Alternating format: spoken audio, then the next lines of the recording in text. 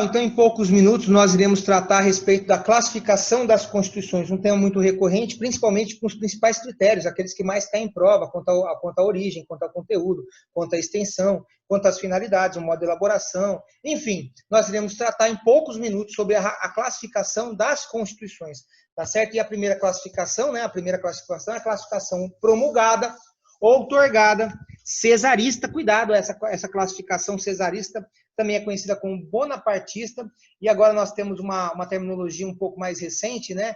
Plebiscitária, Constituição plebiscitária e a Constituição pactuada. Então nós iremos tratar a respeito da Constituição promulgada, outorgada, cesarista e a Constituição pactuada, tá certo? Bom, pessoal, primeira coisa, na aula presencial, eu coloco assim dois momentos, eu divido em dois momentos, o momento da elaboração e o momento da aprovação. O momento da elaboração, se o povo participar tanto do momento da elaboração como do momento da aprovação da Constituição, então o texto constitucional tem que ser elaborado e tem que ser aprovado. Se o povo participa do momento da elaboração e se o povo participa do momento da aprovação, então nós estamos diante de uma Constituição promulgada, democrática. Bom, pessoal, se o povo não participa, outorgada, tá certo? Então, o que é uma Constituição promulgada? É aquela Constituição em que o povo participa tanto no momento da elaboração como no momento da aprovação. E a Constituição outorgada? O povo não participa. Quem faz a Constituição, quem elabora a Constituição, ou é um político governante, ou é uma oligarquia, um grupo político. Tudo bem? Tá certo? E o povo não participa tanto da elaboração como da aprovação. Isso é uma Constituição outorgada. A cesarista, também conhecida como bonapartista, também conhecida como plebiscitária. Cuidado, pessoal, na cesarista, nós temos o povo não participando da elaboração, ou seja, a elaboração do texto constitucional sendo feito por um grupo político, por um tirano, por um político, por um governante, e aí esse governante, ele submete, tá certo? Ele submete esse texto que foi feito sozinho por ele a referendo popular, para tentar dar uma impressão, um ar de democracia, para tentar legitimar um texto que o povo não esteve, né, não participou da elaboração, tá certo? Isso que seria uma Constituição cesarista, bonapartista, é aquela que o povo não participa da elaboração e o povo participa da aprovação. Quem participa da elaboração? Um grupo ou um governante, tá certo? E aí ele submete a referendo popular, tudo bem, para dar um ar, para dar uma impressão de democracia, né? Essa Constituição cesarista, ela é muito recente, né? Alguns, principalmente na América do Sul, né? Houve várias suspeitas de constituições entrarem sob vigência com base, por exemplo, nós tivemos no Equador o Rafael Correia, na Venezuela, né, o Hugo Chávez, na Bolívia, né, o Evo Morales, inclusive, em 2008, pessoal, ele convocou, né, por decreto, gente, por decreto, ato administrativo, um referendo popular, tá certo? Então, assim, nas Américas, o Pinochet é pacífico, né? A Constituição chilena de 1980, que substituiu o regime de 1925, é uma Constituição que ela é cesarista, né? Ela teve um plebiscito bem controverso, inclusive sem registro eleitoral, né? O registro eleitoral foi meio foi ocultado, tá certo? Sem registro eleitoral, houve um plebiscito de 65%, 65,71%, uma coisa assim. Tá? Então, a Constituição chilena de 1980 é um exemplo. Lógico que nós temos outros, né? Nós temos a Constituição da Albânia de 1998, de Gâmbia de 1996, mas é uma Constituição que já caiu, inclusive, na OAB, por quê? É uma Constituição incidente na política internacional, principalmente aqui na América do Sul, tá certo? Aí eu dei o exemplo aí da Constituição chilena. O que é uma Constituição cesarista, então, pessoal? Constituição cesarista é aquela que o povo não participa da elaboração, mas participa da aprovação. Senhor, por que acontece isso? Porque da elaboração o povo não participa. Quem faz, quem elabora, quem faz o texto, quem confecciona o texto é um grupo político ou um governante. Alguém autoritário. E aí ele submete a referendo popular para dar um ar de democracia, para tentar legitimar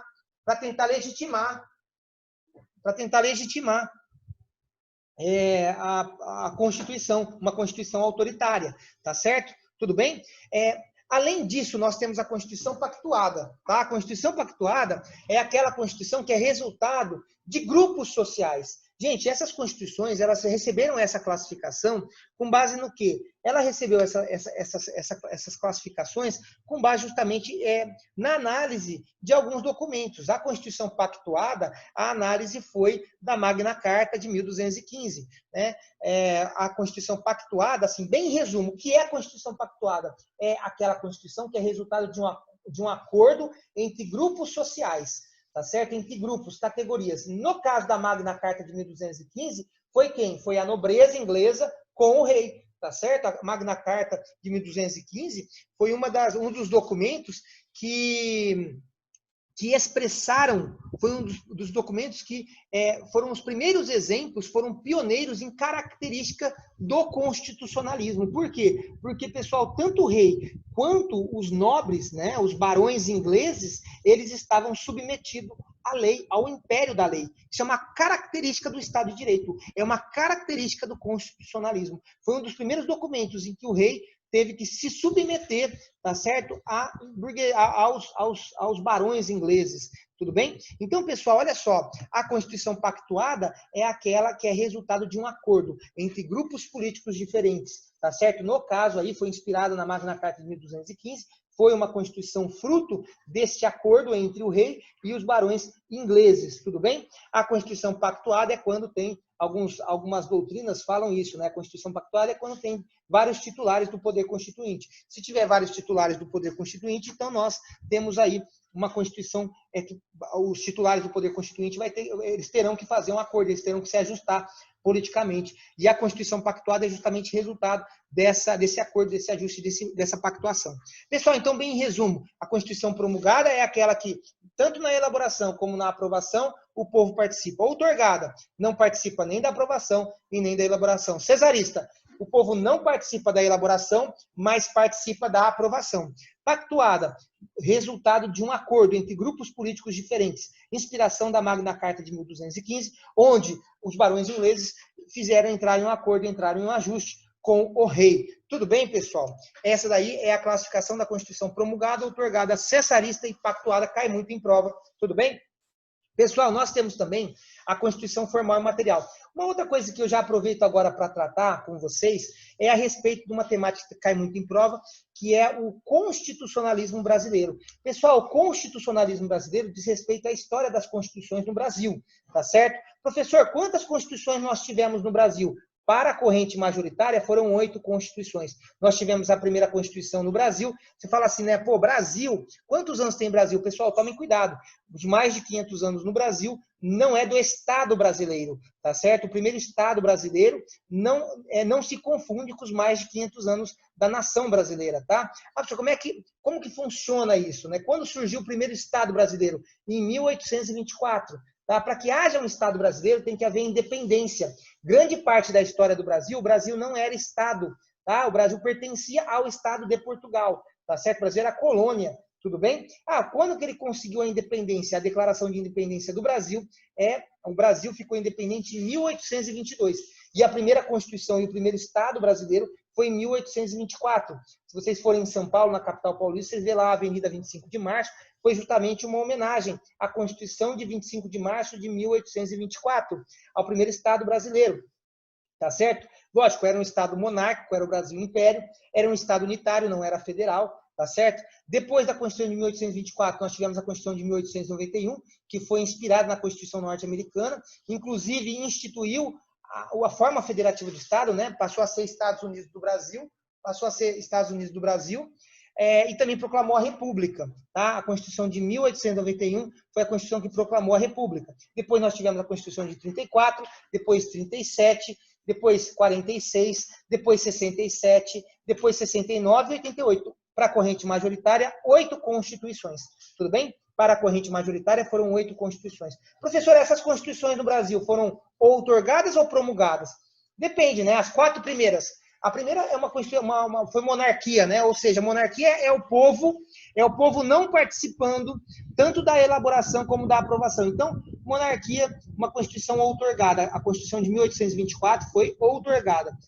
A Constituição de 1891 proclamou a República e a Constituição de 1934 evoluiu a República, porque a primeira República que nós tivemos foi a chamada República Velha, a República dos Coronéis, o coronelismo. Lembra lá do governo Café com Leite, né, em que o governo era comandado pelas economias, né, de Minas, né, do leite de Minas e do café de São Paulo. Então, essa primeira república, ela foi evoluída em 1934. Tá? Então, a Constituição tanto de 1891 como a Constituição de 1934, foi o quê? Foi promulgada. Depois da Constituição de 1934, nós tivemos o golpe de 37, né? O Getúlio Vargas vai instituir o Estado Novo, vai estabelecer a ditadura. Pessoal, ditadura não é a Constituição não vai ser promulgada. Na verdade, ditadura é a falta de participação popular, quer dizer, o povo não participou nem da elaboração, nem da aprovação. Então, na ditadura, na Constituição de 37, o que nós tivemos? Nós tivemos a Constituição outorgada. Tá? Então, as 4 primeiras foram outorgadas, promulgada e outorgada. 1824, outorgada, monarquia. 1891 e 1934, promulgada, as 2 repúblicas, a República Velha e uma evolução da República Velha em 1934. E em 1937, o golpe, né, do Getúlio Vargas, o Estado Novo, tá certo? Um governo ditatorial, então, Constituição outorgada. Você tem a letra O nas extremidades, né? As primeiras 4 constituições, nós temos a letra O nas extremidades, né? Em 1824, o O de outorgada, e em 1937, o O de outorgada. E no meio, promulgada.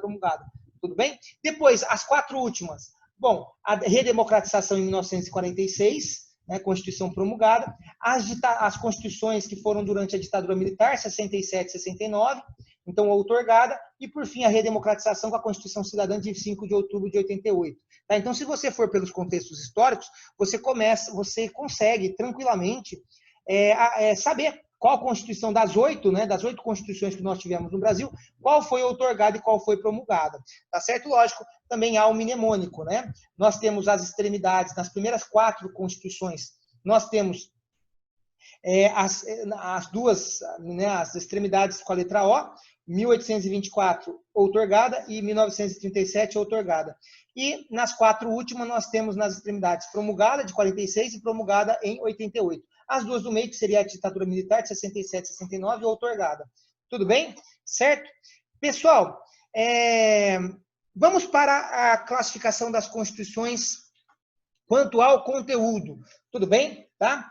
Quanto ao conteúdo, pessoal, Constituição formal e material. Pessoal, quanto ao conteúdo, a Constituição pode ser formal ou pode ser material. O que é uma Constituição material? É aquela Constituição que só trata de assuntos, que só trata de matérias, que só trata de temas que são indispensáveis para o Estado.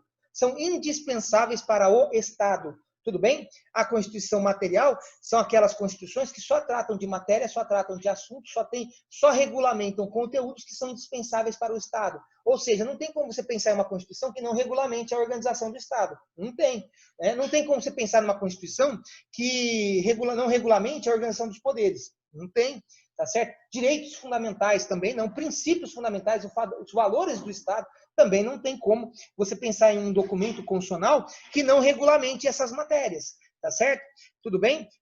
O que é uma Constituição material? É aquela Constituição formada somente de matérias que são indispensáveis para o Estado. E Constituição formal? Constituição formal, não. A Constituição formal, ela é formada de conteúdos que são indispensáveis para o Estado, mas bem como ela trata daquelas matérias, daqueles assuntos que não fazem a menor diferença, tá certo? Para o Estado. Tudo bem? A Constituição formal, ela é formada tanto por assuntos, tanto por conteúdo, tanto por matéria, que são indispensáveis para o poder, para o Estado, como também não fazem a menor diferença, são irrelevantes para o Estado. Tá certo? Exemplo, o parágrafo 2º do artigo 242, que fala que o Colégio Pedro II é localizado no Rio de Janeiro. Veja só, você acha que esse dispositivo é indispensável para o Estado? Lógico que não. Pode ser regulamentado por lei federal. Não precisava ter sido colocado na Constituição. Tá certo? É uma matéria, tá certo? Que só é constitucional porque está dentro do documento constitucional. Por isso que é apegado à forma. Só é constitucional aquele assunto, aquela matéria só é constitucional. Por quê? Porque está dentro, é um critério formal, é uma formalidade. Está dentro de um documento que é o documento constitucional, tá certo? Não é porque é uma matéria indispensável para o Estado, certo? Então, a Constituição brasileira é uma Constituição formal. Por quê? Porque abrange, regulamenta tanto matérias que são indispensáveis para o Estado, bem como matérias que não fazem a menor diferença para o funcionamento do Estado, tá certo? Tudo bem?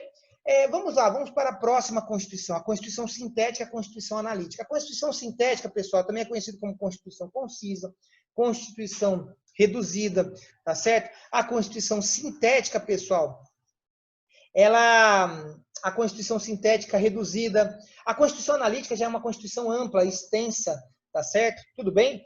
Gente, a Constituição sintética, ela é uma Constituição como a Constituição norte-americana, que só enuncia princípios, só enuncia os direitos das pessoas, tá certo? Isso é uma Constituição sintética, tá certo? E a Constituição analítica? Já não, é uma Constituição que trata de tudo quanto é assunto. Tudo quanto é assunto. Até esse assunto que eu falo, essa matéria, né, esse dispositivo que eu falei agora, né, acabei de mencionar, que o Colégio Pedro II é localizado no Rio, o parágrafo 2º do artigo 242 da nossa Constituição Federal. Tá? Ou seja, a nossa Constituição, a Constituição Federal de 88, é analítica. Por quê? Porque trata de tudo. Família, 226, está lá no 226. Meio ambiente, trata também, 225. Consumidor, trata também. Propriedade, trata também. Quer dizer, a nossa Constituição trata de tudo. Ela é ampla, ela é analítica, ela é ampla, ela trata de todos os assuntos. E a sintética já não. Ela só trata, a sintética só enuncia princípios. Gente, a Constituição norte-americana, a Constituição norte-americana que está sob vigência hoje, é a mesma Constituição, é a primeira Constituição deles. A primeira Constituição dos Estados Unidos foi a Constituição de 1787. E até hoje, esta é a Constituição vigente. Tudo bem? Tá? Professor, como é que pode, né? Nós já tivemos 8.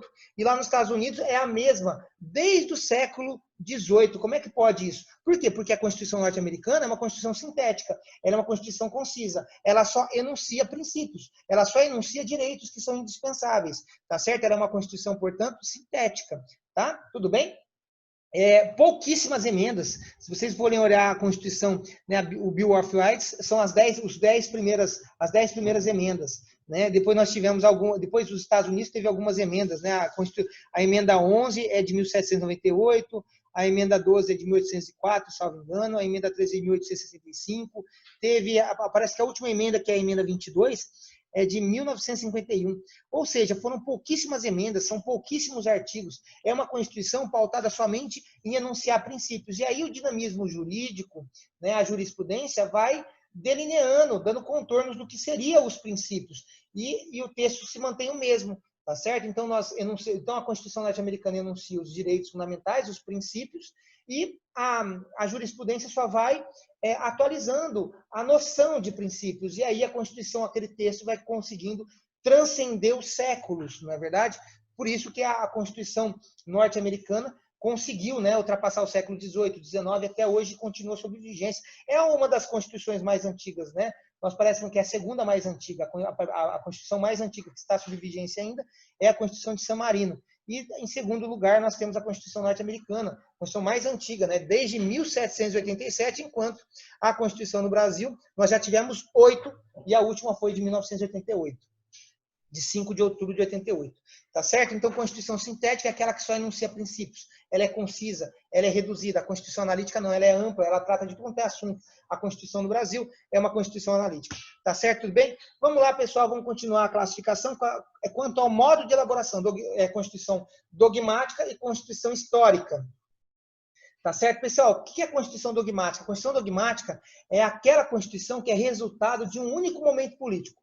Em um único momento político surge aquela Constituição que ela surge, ela é elaborada em um único momento político. No nosso caso, no caso do Brasil, foi a chamada ANC, a Assembleia Nacional Constituinte.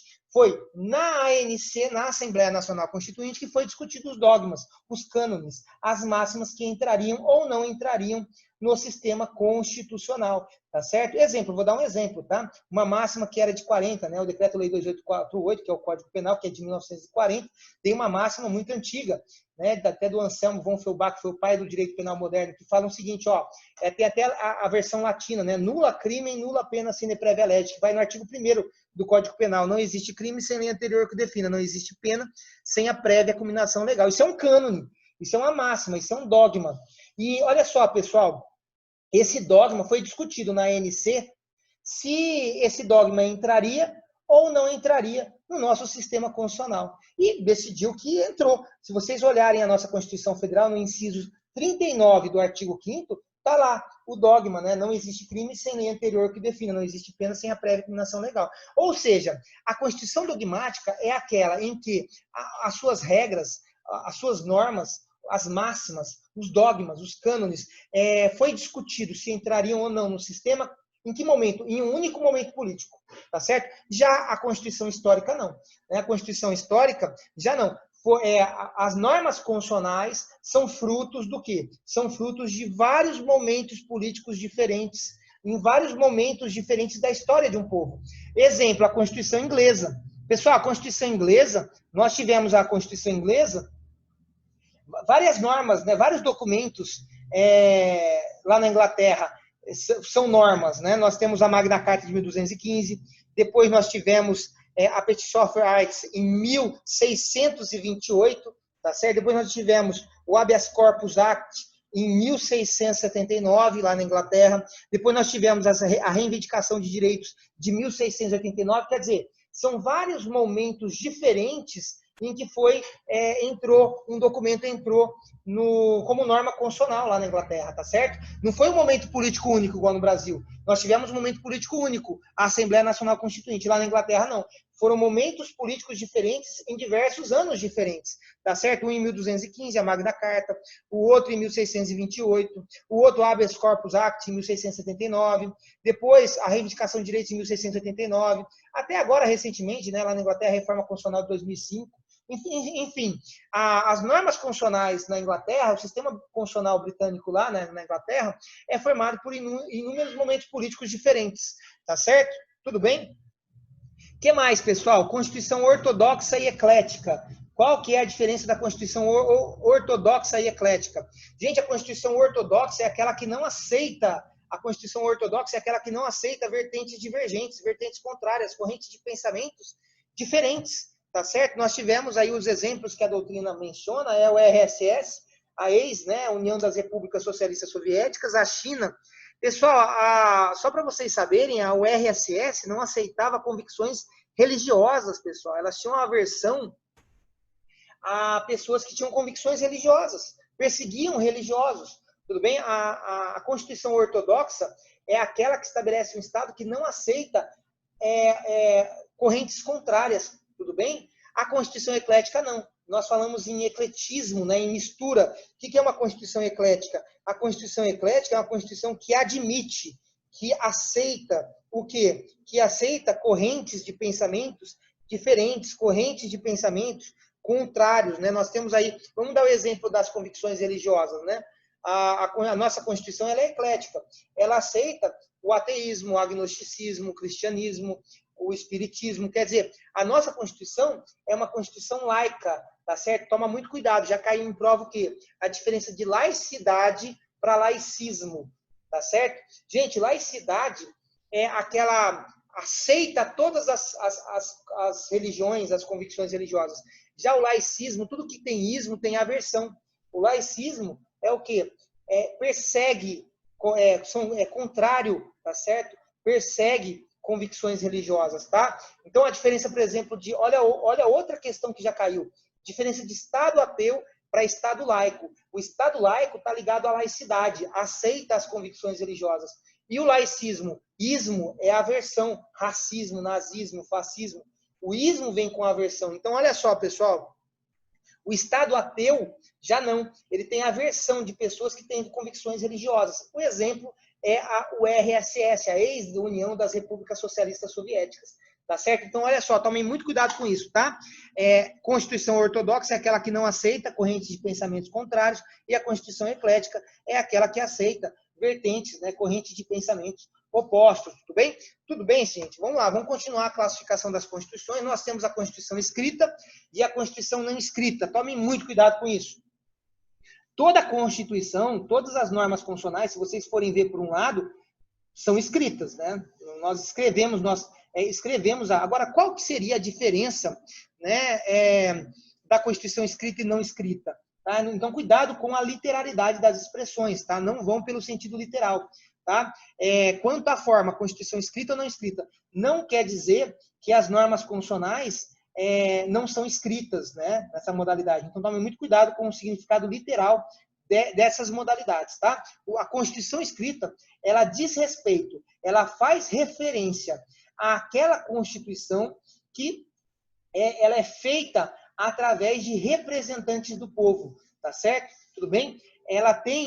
O sistema da lei. O que é lei? Lei vem de legere. Então, nós temos a escrita, tá certo? Ou seja, são representantes do povo, tá certo? A Constituição formada por representantes do povo, tá certo? Por um parlamento, por um direito positivo, por a família do civil law, né? O do direito positivo, tá certo? Isso é uma Constituição escrita, tá? A Constituição não escrita, já não. A Constituição não escrita é aquela que é resultado da... Ela tem outras fontes, como jurisprudência, convenções, tá certo? A Inglaterra, ela é pautada, o direito lá é consuetudinário. A família lá é a família do common law, tudo bem? Tá certo? Então tome muito cuidado, tá? Tudo bem? Aqui é a fonte da Constituição escrita, é o quê? São representantes do povo que, através de um processo legislativo, através de um processo constituinte, elaboram uma nova Constituição, tá certo? Já não. A cultura da Constituição não escrita é do direito consuetudinário, do common law, tá certo? Do direito costumeiro, tá? Normas constitucionais podem ser oriundas de convenções, de acordo, de jurisprudência, de decisões judiciais, tá certo? Isso é a Constituição não escrita. É aquela Constituição dentro de um sistema que sistematiza a fonte dessa Constituição. Pode ser convenções, jurisprudência, costumes. Tá? Agora, na Constituição escrita, não. A fonte é sempre uma fonte de representantes do povo, uma fonte parlamentar, em que representantes do povo elegem, tá certo? Escrevem, tudo bem? Ela vem do direito positivo, do civil law, tudo bem? Certo? Tomem muito cuidado com essa classificação, porque muita gente se apega à ideia literal da palavra escrita, né? Todas as constituições, né? Você vê, por exemplo, uma constituição que tem como fonte a jurisprudência ou uma convenção, enfim, a convenção vai estar escrita, se você for ver, tá certo? Então tome muito cuidado com essa classificação para vocês não se apegarem, não errarem por conta do significado literal das expressões. Escrita aqui diz respeito à cultura do direito positivo, do que? Dos representantes do povo escreverem a Constituição, tá certo? Não escrita aqui é justamente com relação à fonte, à cultura do direito consuetudinário, do common law, tá certo? Dos costumes escreverem a Constituição, da jurisprudência escrever a Constituição, das convenções escrever a Constituição, tá certo? Tudo bem? Bom, vamos continuar a classificação: Constituição normativa, nominativa e semântica. Essa classificação aqui é de um cara chamado Carl Einstein, que é um dos grandes constitucionalistas da história aí, né? E a Constituição normativa é aquela Constituição que se aproxima da realidade. O texto é muito próximo da realidade. A Constituição nominativa, nominalista, é aquela Constituição nominal, aquela Constituição em que a realidade e o texto são discrepantes, né? A diferença é desproporcional, é enorme, né? Existe uma diferença gigantesca entre o texto da Constituição e a realidade. O Brasil é assim, né? A Constituição brasileira, se uma pessoa ler a Constituição brasileira, fala, nossa, cara, que texto evoluído. Mas aí você vai ver a realidade no Brasil, um monte de injustiça social. Não é à toa, por exemplo, só para citar um exemplo, né, dessa discrepância entre a realidade e o texto constitucional, só para vocês saberem essa diferença, né, a Constituição nominativa, que é a Constituição do Brasil, olha só, dá uma olhada lá no artigo 7, no inciso 4, que fala do salário mínimo, tá? O salário mínimo lá fala que é suficiente para estabelecer lazer, proporcionar lazer, vestuário, alimentação, não só para a pessoa que está trabalhando, mas também para a sua família, tá certo? Imagina um negócio desse, e aí você vai ver na prática, vê lá se lá no Brasil, se aqui no Brasil o salário mínimo consegue, né, pagar vestuário, lazer, enfim, alimentação. Tá? Então, assim, nós temos um texto no inciso 4 do artigo 7º da Constituição que não tem nada a ver com a realidade. Por quê? Justamente por conta da nossa Constituição. O texto é maravilhoso, mas a realidade, existe uma diferença muito grande entre a Constituição. É uma Constituição, o texto constitucional e a realidade.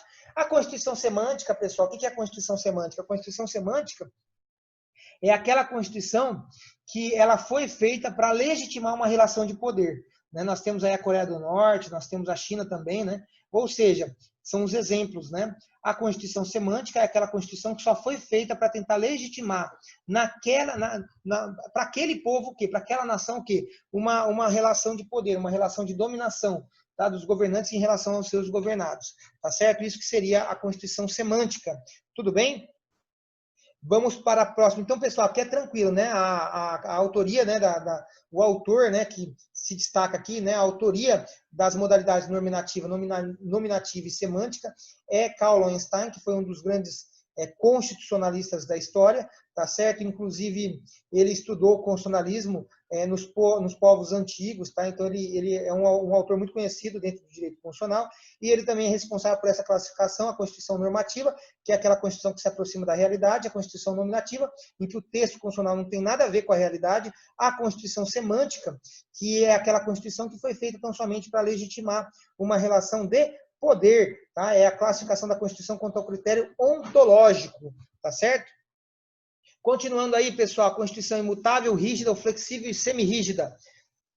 Tá certo? Pessoal, a Constituição imutável é aquela Constituição que não tem mudança, né? É uma Constituição obsoleta hoje em dia. Hoje, o dinamismo social, a evolução da sociedade pressupõe o quê?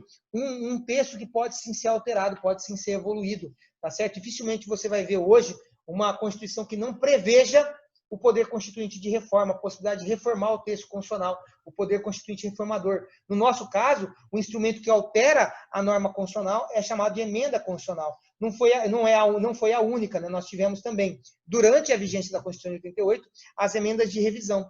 As emendas de revisão, ela durou tão somente os 5 primeiros anos, desde 5 de outubro de 88, né? Durou os 5 primeiros anos, e ela alterou a Constituição 6 vezes, as emendas de revisão. Depois, elas não alteraram mais a Constituição. Hoje, a Constituição, o texto constitucional, só pode ser alterado por emenda constitucional, mas pode ser alterado sim, tá? Hoje, a Constituição imutável é aquela Constituição que não tem procedimento de alteração. Ninguém altera a Constituição. Aí nós temos a possibilidade de alterar, né? As Constituições mutáveis, aquelas Constituições que dá para alterar, prevê a possibilidade de alteração.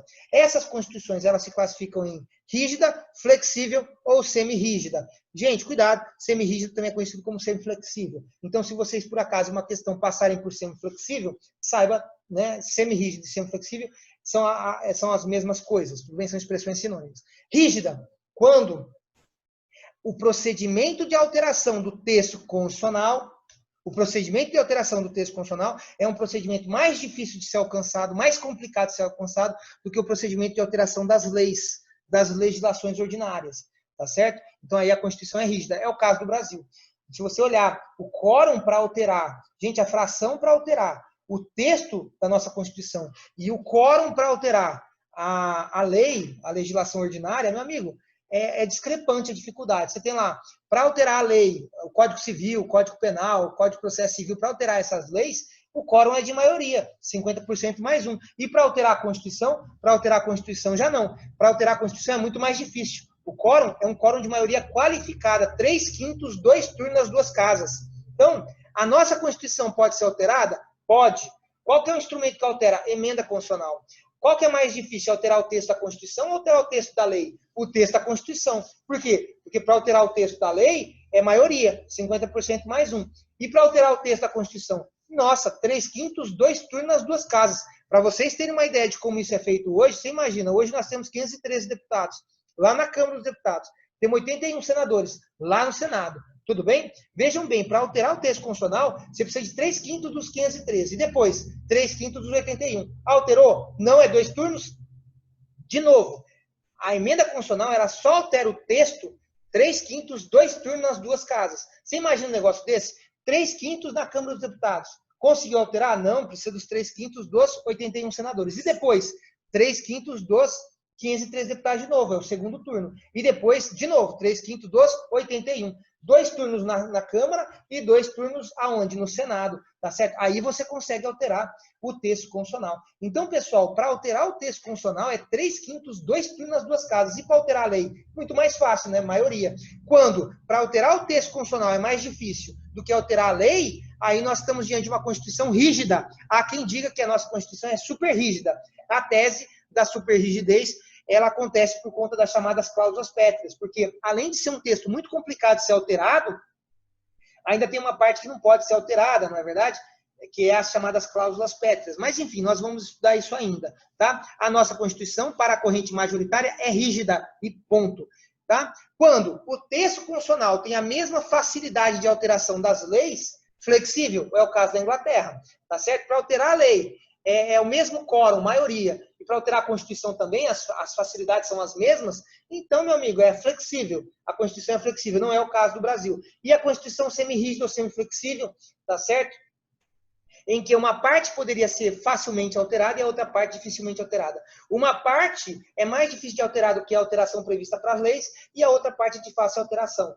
Tá certo? Tudo bem? Uma parte é mais difícil de ser alterada e a outra parte tem um procedimento parecido com o das leis, muito próximo das leis. A Constituição de 1824, né, no seu artigo 178, se vocês olharem a Constituição Imperial, né, a Constituição do Império, no artigo 178, nós temos lá a previsão de uma Constituição semi-rígida, semi-flexível. Tá? Hoje a Constituição é rígida, a Constituição de 88 é rígida, mas lá no Brasil Império nós tínhamos o artigo 178, previu, regulamentou uma Constituição semi-rígida, em que parte era complicado para alterar e a outra parte a legislação podia revogar. Tá certo? Gente, semi-rígida já caiu em prova. Cuidado, semi-rígida é sinônimo de semi-flexível. Olha que fácil essa classificação. Imutável não tem alteração, rígida, a alteração do texto constitucional é mais difícil do que da lei.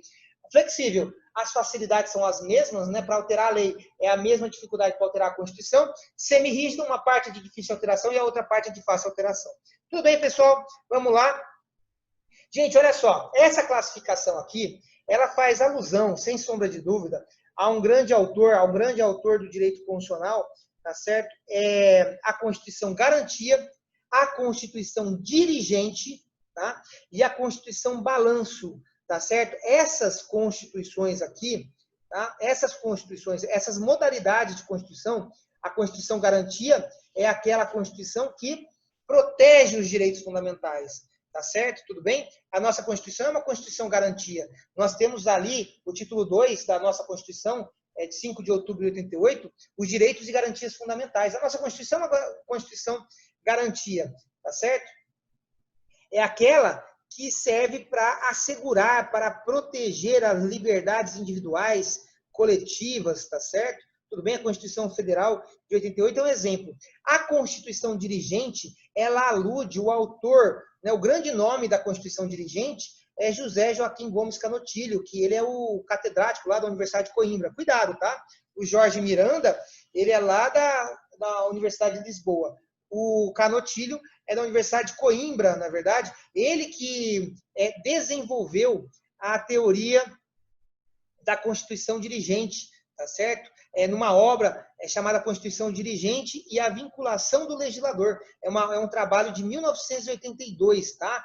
José Joaquim Gomes Canotilho, tá? Um grande nome do nosso direito constitucional, tá certo? Responsável por essa modalidade, a modalidade de Constituição Dirigente, que estabelece um plano de direção, também é conhecida como Constituição Diretiva, tá? A Constituição Dirigente ou Diretiva estabelece uma direção, tá certo? Estabelece um objetivo, tá? Possuem normas programáticas que programam para o futuro, são as chamadas normas programáticas. Um exemplo é o artigo 3º da nossa Constituição, né? Se vocês forem na Constituição de 88, no artigo 3º, está lá quais são os objetivos da República. Promover o bem de todos, garantir o desenvolvimento nacional. Ou seja, são objetivos que são metas que nós temos que alcançar. Ou seja, existe uma programação da nossa República no alcance, na satisfação dessas metas, desses objetivos. Desde promover o bem de todos, garantir o desenvolvimento nacional, reduzir a pobreza e a marginalização, erradicar a pobreza e a marginalização, reduzir as diferenças, né, regionais, ou seja, são os objetivos da nossa República. Estão previstas lá no artigo 3º, tá certo? Isso é o quê? Isso é uma Constituição dirigente, tá certo? Possui normas programáticas que estabelecem metas que devem ser cumpridas, tá certo? E, pessoal, a Constituição Balanço, o que seria a Constituição Balanço?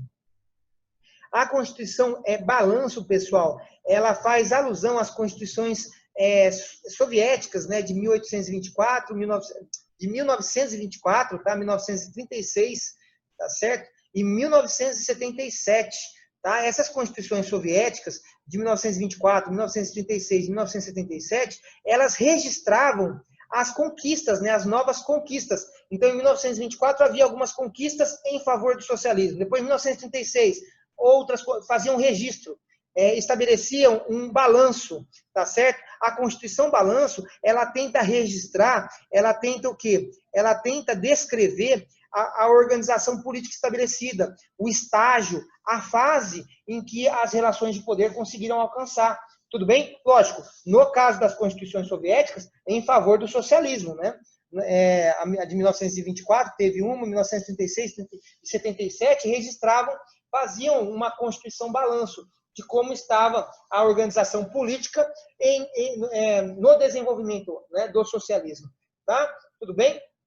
Ela foi inspirada, né, da Constituição Sociológica, que é de Ferdinand de La Salle, né, a Constituição Sociológica, que é aquela Constituição que é fruto das relações de poder, tá certo? Tenta transcrever as relações de poder. E essa Constituição Balanço, ela teve justamente como objetivo, ela foi pensada justamente por conta dessas constituições soviéticas de 1924, 36 e 77. Ela realmente fazia um balanço, né? Tentava registrar qual era o momento, né? a relação de poder que foi estabelecida naquele momento, tá certo? No caso aí das constituições socialistas e soviéticas, naquele momento em favor do socialismo, tá? Tudo bem? Ela tentava retratar o momento político que estava sendo vivido, ela fazia um balanço, tá? Por isso que ela foi chamada de Constituição Balanço, tá? Pessoal, tá aí, né, as várias modalidades de Constituição, né? Falei da Constituição promulgada, outorgada, cessarista e pactuada, falei da Constituição formal e falei da Constituição material, falei da Constituição sintética, da Constituição analítica, falei também da Constituição dogmática, da Constituição histórica, falei da Constituição ortodoxa e eclética, falei da Constituição escrita e não escrita, falei da Constituição normativa, nominativa, semântica, falei da Constituição imutável, rígida, flexível, semirrígida, falei, né, da Constituição garantia, dirigente, balanço. Agora, qual é a Constituição do Brasil, né? A Constituição brasileira de outubro de 88, ela é o quê? Pessoal, primeiro, ela é promulgada, né? Primeiro ela vai ser promulgada, depois ela é formal, tá? Ela é analítica, ela trata de tudo, tá? Falei até de um artigo, né, o parágrafo 2º 242, que fala que o Colégio Pedro II é localizado no Rio, ou seja, trata de tudo, até de matérias que não são essenciais para o Estado. A nossa Constituição é dogmática, foi feita em um único momento político, em que foi discutido os dogmas, tá certo?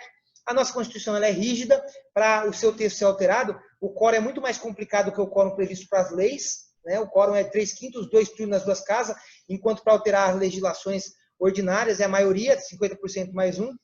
Falei da Constituição escrita, nossa Constituição de 88 é a Constituição escrita, né, oriunda do civil law, da família romano-germânica, né, direito positivo, ou seja, a Constituição é fruto de representantes, tá? Essa seria a fonte cultural da nossa Constituição, e a nossa Constituição ela é o quê? Uma Constituição normativa. Claro que existem outras classificações importantes. Existem outras classificações importantes. Só para vocês verem como que existem outras classificações importantes, nós temos uma classificação do português Jorge Miranda. Eu citei o Canutilho, vou citar o Jorge Miranda, né? Fazer jus ao outro grande professor jurista português, que é o seguinte: existe a autoconstituição e a heteroconstituição, a Constituição heterônoma. O que é a autoconstituição? É quando o próprio povo faz a sua própria Constituição, tá certo? Quando o próprio povo faz a sua própria Constituição, nós estamos diante de uma autoconstituição. Tudo bem? A nossa Constituição de 88 é uma autoconstituição. Por quê? O povo brasileiro fez a Constituição, tá? E a heteroconstituição é quando um outro povo, um outro Estado faz a Constituição de outro país. Você imagina um negócio desse? Olha só para vocês terem uma ideia, a Constituição do Chipre. A Constituição do Chipre não foi o Chipre que fez. Olha só, quem promulgou, quem elaborou a Constituição do Chipre foi um acordo, salvo engano, é o Acordo de Zurique, de 1960, que foi um acordo, gente, entre a Grã-Bretanha e a Turquia. Olha só, quer dizer, quem fez a Constituição do Chipre não foi o povo do Chipre. Olha só isso. Teve também a questão de Hong Kong, né, que a Inglaterra devolveu, né, o Reino Unido devolveu, desde 1842, né, após a Primeira Guerra do Ópio, depois foi devolvida Hong Kong para a China. Mas, assim, vamos pensar no Iraque, né? Depois da derrubada do Saddam Hussein, a Constituição do Iraque foi governada por uma Constituição transitória, né? A Constituição transitória que entrou lá em vigor em 30 de junho de 2004. Aí, em 30 de janeiro de 2005, né, no ano subsequente, houve, né, eleições de uma Assembleia Constituinte, para realizar uma Constituição feita pelo próprio povo iraquiano, uma Constituição legítima, tá? Mas houve um governo transitório, né, que iria fazer uma Constituição transitória, tá? Então quer dizer que, aliás, que foi governado por uma Constituição transitória, tá? Uma Constituição que não foi feita pelo povo iraquiano, tá? É um exemplo de heteroconstituição. Gente, então assim, para facilitar, a autoconstituição é aquela Constituição que é feita pelo próprio povo. A nossa os brasileiros fizeram a Constituição de 88. Ótimo. Agora, a heteroconstituição é quando um outro povo, sei lá, Portugal, faz a nossa Constituição. Imagina um troço desse. Um outro Estado elabora a nossa Constituição. Tá certo? Eu dei alguns exemplos, né? A mais famosa, sem sombra de dúvida, não é a Constituição transitória do Iraque. A mais famosa é, sem sombra de dúvida, a Constituição do Chipre, né, que foi realizada por um acordo entre a Grã-Bretanha e a Turquia, que, salvo engano, é o Acordo de Zurique, de 1960. Tá certo? Pessoal, tá aí a classificação das constituições com os critérios que mais caem em prova, tá certo? Todas as classificações, tá certo? Queria agradecer aí, peço a inscrição, muito obrigado.